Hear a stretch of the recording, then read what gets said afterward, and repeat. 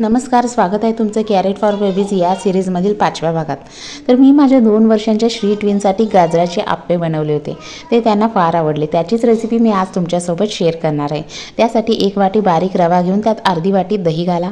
ते मिक्सरमध्ये थोडेसे पाणी घालून बारीक करून घ्या। हे बॅटर इडलीच्या बॅटरसारखे असावे, जास्त पातळ असू नये। त्यात किसलेले गाजर आणि बारीक चिरलेला कांदा घाला। चवीनुसार मीठ घाला। मिश्रण एकजीव करा आणि 10 ते 15 मिनिटांसाठी झाकून ठेवा। नंतर त्यात अगदी चिमूटभर बेकिंग सोडा घाला आणि आप्पे पॅनला थोड्या तेलाने ग्रीस करून घ्या। यामध्ये एक एक आप्पे टाका।